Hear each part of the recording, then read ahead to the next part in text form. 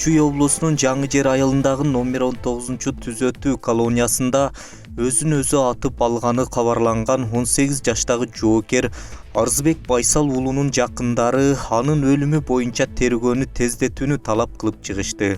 Маркум жоокердин бир тууган иниси Эркин Тагаев Азаттыкка Арызбектин өз өмүрүн кыйганына ишенбей турганын, ага карабай экспертиза менен тергөөнүн жыйынтыгын күтүп жатканын билдирди. Арызбек Байсал уулу менин бир тууган эжемдин баласы. 3-4 жашынан баштап аскерге кеткенге чейин менин колумда чоңойгон. Өзү 3 жолу суранып, арыз жазып жатып аскерге кеткен. Зордоп же мажбурлап алып кетишкен эмес. Чекпейт, ичпейт, акыл эси баары жайында.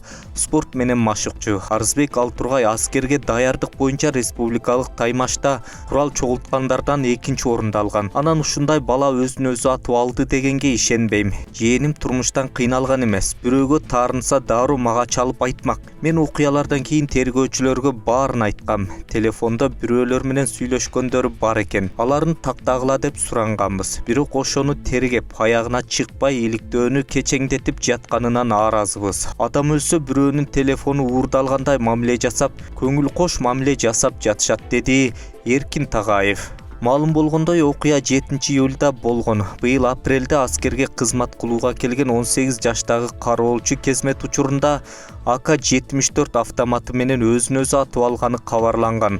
Жаза аткаруу мамлекеттик кызматынын маалыматына ылайык тергөөнүн баштапкы жыйынтыгы бул фактыны суицид деп тапкан. Бирок тергөөнүн толук корутундусу чыга элек. Иште аскер гарнизондук прокуратурасы иликтеп жатат. Мекемеден бул боюнча комментарий алууга мүмкүн болгон жок. 13-июлда да Чүй облусунун Молдаванка айылындагы номер 1-жатак абагында 21 жаштагы жоокер өзүн өзү атып алган. Автоматтан атылган ок жоокердин эгине тиип, Чүй облустук ооруканасына жаткырылган. Мекеме дарыгерлерге таянып билдиргендей, ага операция жасалып, абалы оор. 31-июлда болсо Бишкектин Ленин райондук сотунун имаратында жоокер дааратканага кирип, өзүн өзү атып алган. 3 жоокер тең жаза аткаруу мамлекеттик кызматынын кайтаруу жана күзөтүү бөлүмүнүн аскердик бөлүгүндө кызмат кылышкан.